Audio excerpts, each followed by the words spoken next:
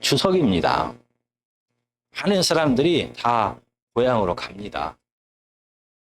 그래서 도로가 꽉꽉 차게 됩니다. 너무나 많은 시간을 우리는 운전해야 합니다. 이렇게 운전을 하다 보면 감춰 있던 우리의 성품이 자연스럽게 드러납니다.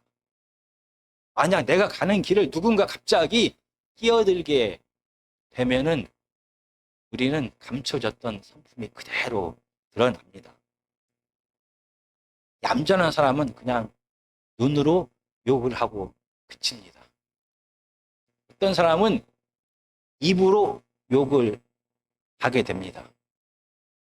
아니면 빵빵 경적을 울리기도 합니다. 그래도 분이 풀리지 않을 경우에는 집에 가서 인터넷으로 불법 운전에 대하여 신고합니다. 박스 영상을 업로드하면 신고가 자연스럽게 됩니다. 여기까지는 봐줄만 합니다. 그런데 어떤 사람은 자기 길을 막는 이 상대방 운전자를 도저히 용서할 수가 없어서 보복 운전까지 하게 됩니다. 사람들은 자기가 가는 길에 누군가 방해하고 막게 되면 참을 수가 없습니다. 오늘 본문에서 바로 예수님께서 가시는 그 길을 바리새인들이 막고 있습니다. 이때 예수님은 바리새인들을 향하여 어떤 반응을 하실까요? 분명히 우리 오늘 본문에 나오는 예수님은 하나님이시고 하나님의 아들이 되십니다. 그러나 온전하신 사람으로 이 땅에 오셨습니다. 사람으로 오신 예수님은 예수님의 길을 막고 있는 바리새인들을 향하여 어떻게 반응하셨는지 오늘 살펴보기를 원합니다. 먼저 마태복음 12장 14절을 함께 읽도록 하겠습니다. 12장 14절입니다. 시작. 바리새인들이 나가서 어떻게 하여 예수를 죽일까 의논하거늘. 이 바리새인들은 구약의 율법을 해석하고 가르치는 율법 선생입니다. 그들은 회당에서 이 하나님의 율법을 가르치기도 하고 때로는 율법을 거역한 자를 심판하기도 했습니다. 당시 기록에 의하면 갈릴리 지역에 마을이 204개가 있었다라고 말합니다.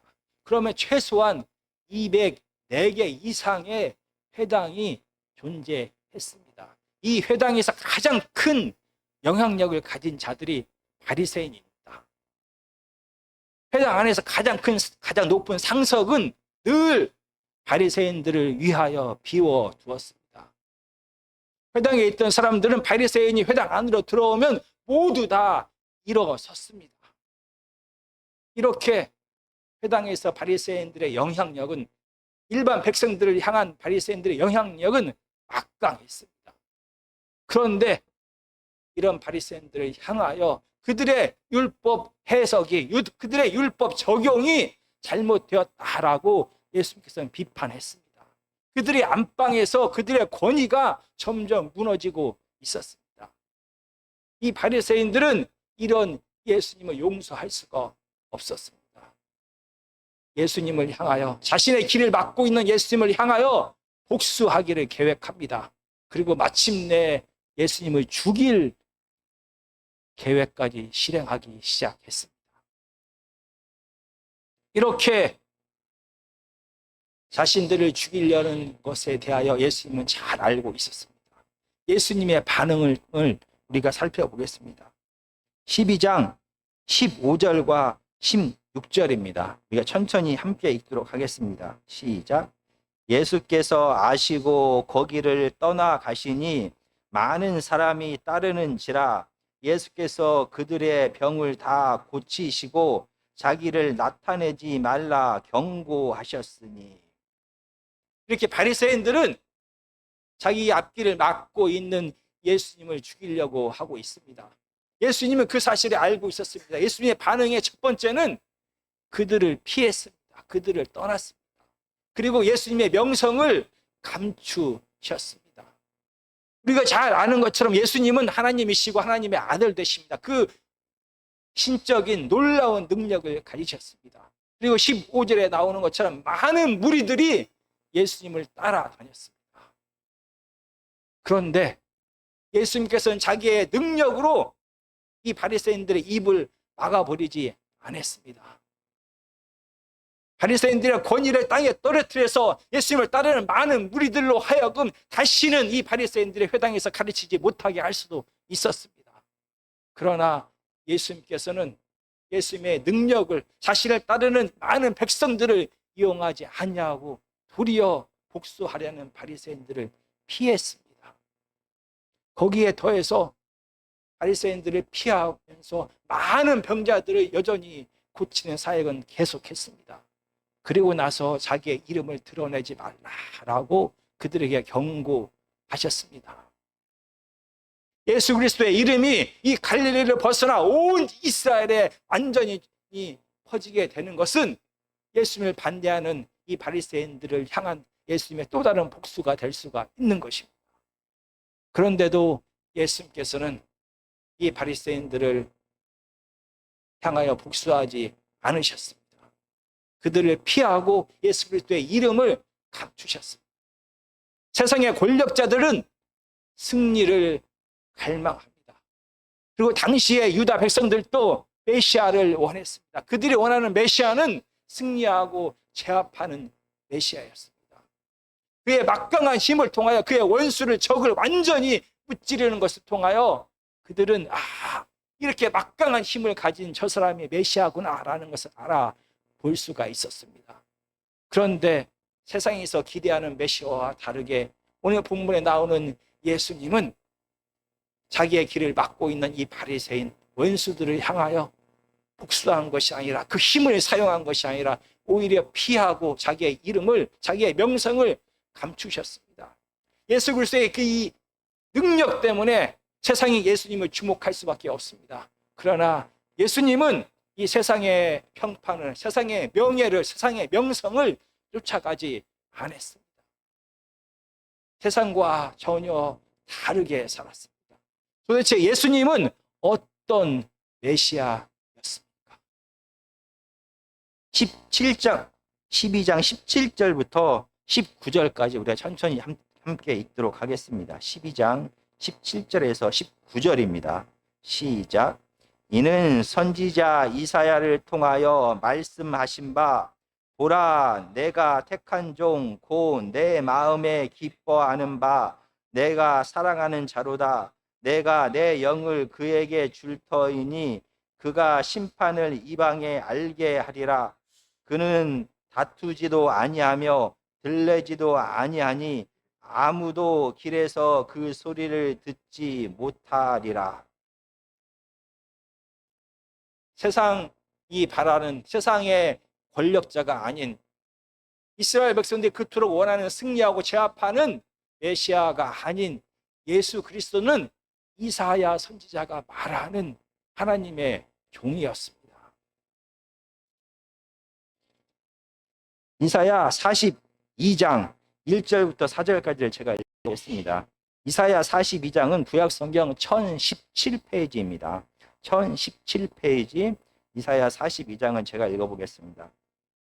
내가 붙드는 나의 종, 내 마음에 기뻐하는 자, 곧 내가 택한 사람을 보라. 내가 나의 영을 그에게 주었은즉 그가 이방의 정의를 베풀리라. 그는 외치지 아니하며 목소리를 높이지 아니하며 그 소리를 거리에 들리게 하지 아니하며 상한 강대를 꺾지 아니하며 꺼져가는 등불을 끄지 아니하고 진실로 정의를 시행할 것이며 그는 쇠하지 아니하며 낙담하지 아니하고 세상에 정의를 세우기에 이르리니 섬들이 그 교훈을 앙망하리라. 이 구약에서 하나님이 이미 보낸 하나님의 종, 고난의 종에 대하여 이사야 42장은 설명합니다. 바로 하나님이 보낸 하나님의 종의 성품과 그 성품을 가지고 하나님의 종이 무엇을 행하는지에 대하여 기록했습니다. 그리고 오늘 마태복음 12장에서는 바로 이사야 42장의 말씀을 구체적으로 예수 그리스도의 삶 속에 적용하고 있습니다. 지금 예수님의 적들이 대적하고 죽이려고까지 하고 있습니다. 그런데 능력 많으신 하나님의 종인 예수님은 그들에게 복수하지 아니하고 그들을 원수처럼 여기지 아니하고 그들과 다투지도 않고 있습니다. 그들을 피하고 있고 내가 억울하다라고 나의 억울함을 많은 사람들에게 전하고 있지도 않습니다. 오늘 이사야에서 나오는 하나님의 종은 고난의 종입니다. 예수 그리스도는 하나님이 보낸 메시아가 분명합니다. 그래서 예수님의 길을 막고 있는 이 바리새인들을 향하여 다투지도 아니하고 변명하지도 아니하고 억울함을 토로하지도 아니하고 아무런 소리를 내지도 않고 있습니다. 오히려 이 예수님을 대적하는 바리새인들을 피하고 의도적으로 이 자리를 모면하고 있습니다. 그렇다고 해서 하나님이 보낸 예수님께서 이 바리새인들을 비판하지 아니한 것이 아닙니다. 바리새인들은 당시의 율법 선생입니다.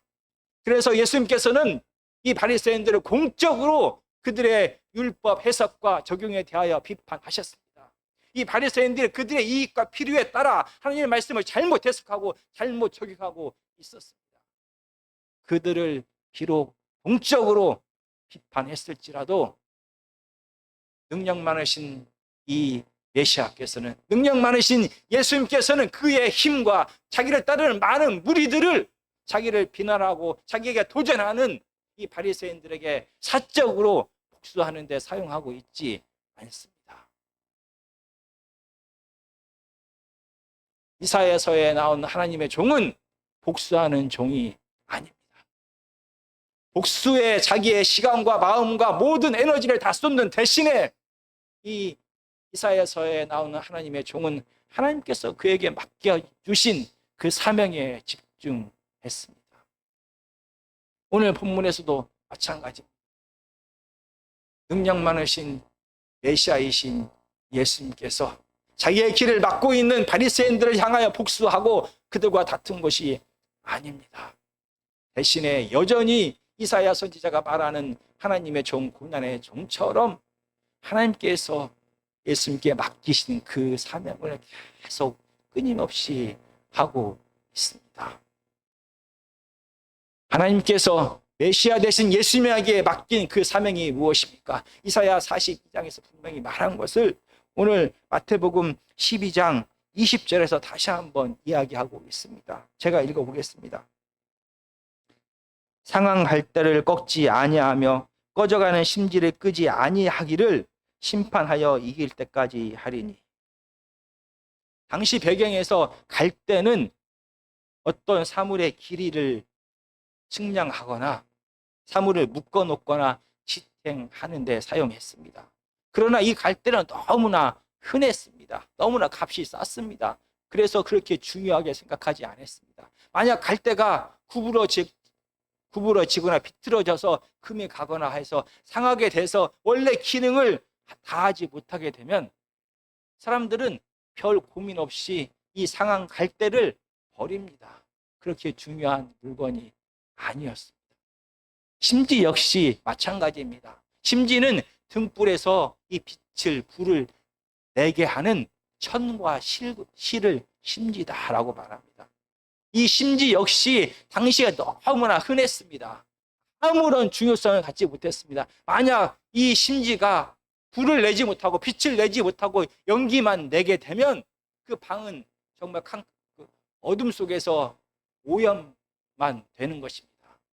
그래서 이렇게 빛을 내지 못하고 꺼져가는 심지는 아무런 쓸데가 없습니다. 버려도 됩니다. 그래서 사람들은 버립니다. 당시 배경에서 상한 갈대와 이 꺼져가는 심지는 누구입니까? 당시 배경에서 가난한 사람들은 당시 사회에서 중요한 사람이 아닙니다. 꺼져가는 심지처럼 상한 갈대처럼 버려도 되는 존재입니다. 당시 이스라엘에서 여인들은 꺼져가는 심지와 상한 갈대와 같습니다. 있어도 되고 없어도 그렇게 중요하게 생각하지 않습니다. 죄인들도 마찬가지입니다. 병든 자들도 마찬가지입니다. 이방인 역시 마찬가지입니다. 그들 사회에서 이렇게 상한 갈대와 꺼져가는 심지와 같은 존재들은 죄인이다라고 손가락질을 받았습니다. 우리가 구체적으로 살펴보겠습니다. 마태복음 오늘 본문인 12장 9절에서 11절까지입니다. 9절에서 11절까지 제가 읽어보겠습니다. 거기에서 떠나 그들의 회당에 들어가시니 한쪽 손 마른 사람이 있는지라 사람들이 예수를 고발하려 하여 물어 이르되 안식일에 병 고치는 것이 옳으니까 예수께서 이르시되 너희 중에 어떤 사람이 양 한 마리가 있어 안식일에 구덩이에 빠졌으면 끌어내지 않겠느냐. 계속 읽어보겠습니다. 사람이 양보다 얼마나 더 귀하냐. 그러므로 안식일에 선을 행하는 것이 옳으니라 하시고 이에 그 사람에게 이르시되 손을 내밀라 하시니 그가 내밀매 다른 손과 같이 회복되어 성하니라. 15절도 읽어보겠습니다. 예수께서 아시고 거기를 떠나 가시니 많은 사람이 따르는지라 예수께서 그들의 병을 다 고치시니라. 이스라엘 백성들은 병든 자를 하나님의 저주를 받았다라고 생각했습니다. 그래서 상한 갈대처럼 꺼져가는 심지처럼 중요하게 생각하지 않았습니다. 회당에서 예수님은 말합니다. 너희는 양 한 마리, 구덩이에 빠진 양 한 마리가 얼마나 너희는 소중하게 생각하여 안식일에 일하지 말라라고 했음에도 불구하고 그 양은 곧 구덩이에서 끌어냅니다. 그런데 손 마른 자, 병든 자, 당장 생명에 위급하지 않으면은 안식일에는 그들은 병든 자를 고치지 못하게 했습니다. 이렇게 당시 배경에서 가난한 자, 병든 자, 어린아이, 여자, 이방인들은 상한 갈대와 꺼져가는 신지처럼 하찮은 존재로 여겼습니다. 버려도 되는 존재다라고 생각했습니다. 그런데 예수님은 달랐습니다. 예수님은 상한 갈대와 꺼져가는 심지와도 같은 이 병든 자들과 죄인들과 여인들과 아이들과 이방인들을 많은 사람들이 억압하고 비웃고 무시하는 이 상한 갈대와 같은 죄인들을 포기하지 않으셨습니다. 상한 갈대와 꺼져가는 심지를 다시 회복시키기 위해서는 많은 노력과 많은 시간이 필요합니다. 그럼에도 불구하고 오늘 본문에서 나오는 예수님은 이 상한 갈대와 꺼져가는 심지를 회복시키기 위하여 최선을 다했습니다. 그들의 원래 기능을 회복시켜서 그들이 다시 그들의 삶 속에서 화평을 맛볼 수 있도록 그들을 사랑하고 보살피고 심판에 이르는 그날까지 영원히 포기하지 않았습니다. 메시아이신 예수님은 복수하는데 예수님의 시간과 마음과 모든 열정을 다 쏟아붓지 않았습니다. 대신에 예수님은 복수하는 자가 아닌 사랑하는 하나님의 종이었습니다. 복수하는 대신에 예수님은 상한 갈대와 꺼져가는 심지를 회복시키는 화평의 종이셨습니다.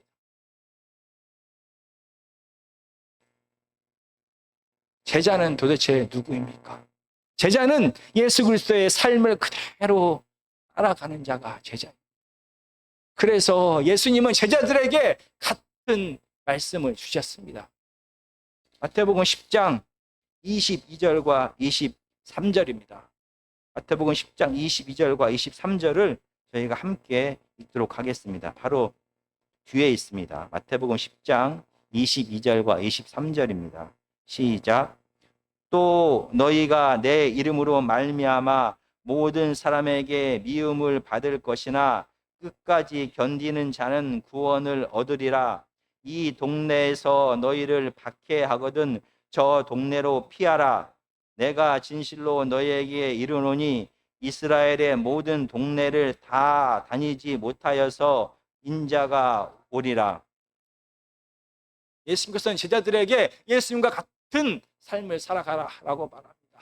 제자들의 삶을 핍박하고 가는 길을 방해하는 자에게 그가 가진 모든 힘으로 복수하는 것이 아니라 하나님께서 그에게 주신 시간을, 하나님께서 그에게 주신 재능을, 하나님께서 그에게 주신 마음을, 하나님께서 그에게 주신 물질을 복수하는 데 사용하지 말고 예수님처럼 사랑의 종으로, 평화의 종으로 살아가라라고 말하는 것입니다. 복수하는 자가 아니라 세상이 버린, 세상이 하찮게 여기는, 세상이 무시하는 상한 갈대와도 같고 꺼져가는 심지어와도 같은 이 불쌍한 하나님의 백성들을 끝까지 버리지 말고 사랑하고 끝까지 인내하면서 이 사랑으로 이들을 회복시키는 화평의 종의 사명을 끝까지 감당하라고 말하고 있습니다. 제자는 예수 그리스도의 삶을 따라가는 자입니다. 그런데 우리는 잘 알고 있습니다. 우리 안에 어떤 마음을 가지고 있는지 잘 압니다. 우리는 누군가가 내 길을 막으면, 누군가가 나를 무시하면, 누군가 나를 방해하면 내가 가진 모든 힘을 다 동원하여 복수하고자 합니다. 내 재능과 내 물질과 내 인맥과 내 명예와 내 지위를 다 이용해서라도 그를 반드시 복수하고자 하는 것이 우리가 가진 죄인된 사람의 마음입니다. 그런데 어떻게 우리가 우리의 길을 방해하는 자를, 우리를 무시하는 자를 무시하고 피하고 하나님께서 우리에게 주신 그 사명을 감당하는 사랑의 종으로, 고난의 종으로 살아갈 수가 있는 것입니까? 마태복음 12장 18절을 다시 한번 보겠습니다. 보라, 내가 택한 종, 곧 내 마음에 기뻐하는 자, 내가 사랑하는 자로다. 내가 내 영을 그에게 줄 터이니 그가 심판을 이방에 알게 하리라. 죄인된 우리가 내 길을 막는 한 사람을 도저히 용서할 수가 없어서 내가 가진 모든 힘과 권력과 지위와 인맥을 동원해서 복수하고 싶어하는 내가 어떻게 사랑의 종, 고난의 종, 화평의 종이 될 수가 있는 것입니까? 하나님께서 우리를 사랑하신다라고 말합니다. 세상 사람들은 우리를 오해하고 미워하고 우리의 대적이 될 수는 있지만 우리를 지으신 그 하나님께서 우리를 변함없이 사랑하신다라고 말합니다. 그 하나님은 예수님처럼 복수하는 자가 아니라 세상의 고통의 짐을 대신 짊어지는 자, 화평의 종으로 살아가는 자들에게 성령을 부어주시겠다라고 말씀하십니다. 내 힘과 내 지혜와 내 능력과 내 성품과 내 의지로 복수하지 않는 것이 아니라 하나님께서 주신 성령께서, 성령이 우리로 하여금 복수하지 않도록, 성령이 우리로 하여금 복수하는데 내 시간과 마음과 열정과 모든 걸 쏟아붓지 않도록 성령께서 우리로 하여금 예수님처럼 사랑하는 자, 인내하는 자, 화평케 하는 자가 되도록 그 길을 이끄신다라고 말합니다. 이렇게 하나님의 아들처럼 예수님처럼 복수하지 아니하고 세상의 짐을 대신 짊어지는 사랑의 종들에게, 화평의 종들을 하나님은 기뻐하신다라고 말합니다. 하나님의 자녀는, 예수 그리스도의 자녀는 하나님께서 기뻐하시는 그 일을 행하는 자들이어야 하는 것입니다. 끝으로 21절을 우리가 함께 읽도록 하겠습니다. 12장 21절입니다. 시작. 또한 이방들이 그의 이름을 바라리라 함을 이루려 하심이니라. 정말 세상은 상한 갈대를 버립니다. 하찮게 여깁니다. 세상은 꺼져가는 신지를 귀하게 여기지 않고 그를 회복시키려는 노력을 하지 않고 너무나 흔하기 때문에 아무런 중요성을 느끼지 못하기 때문에 그냥 버려. 그래서 세상에는 상한 갈대와 꺼져가는 심지가 가득합니다. 세상에는 고통이 가득합니다. 세상에는 아픈 자들이 가득합니다. 이렇게 상한 갈대와 꺼져가는 심지와도 같은 세상은 하나님의 자녀를 기다립니다. 상한 갈대와 꺼져가는 심지가 가득한 세상은 예수 그리스도의 제자를 기다립니다. 쓸모에 따라서 자기들을 판단하는 것이 아니라 상한 갈대가 되었을지라도, 꺼져가는 심지가 되었을지라도, 내가 아무런 권력이 없을지라도, 내가 무시할 만한 할지라도, 내가 가난할지라도, 병들었을지라도, 아무도 나를 주목하지 않을지라도 이런 자들을 끝까지 버리지 아니하고 사랑하고 인내하면서 그들의 삶을 회복시키려고 노력하는 예수 그리스도의 제자가 필요한 것입니다. 예수 그리스도의 제자는 복수하는 자가 아니라 사랑하는 자입니다. 예수 그리스도의 제자는 상한 갈대와 꺼져가는 심지를 무시하고 버려버리는 자들이 아니라 억눌리고 버림받고 무시당하는 자들을 오히려 그들의 삶 속에 들어가서 짐을 대신 짊어지고 그들을 생명으로 회복시키는 화평의 종인 것입니다. 예수 그리스도의 제자는 복수하는 자가 아니라 사랑하는 자이고 화평하게 하는 자인 것입니다. 이런 예수 그리스도의 제자가 모두가 되기를 예수 그리스도의 이름으로 간절히 기도드립니다.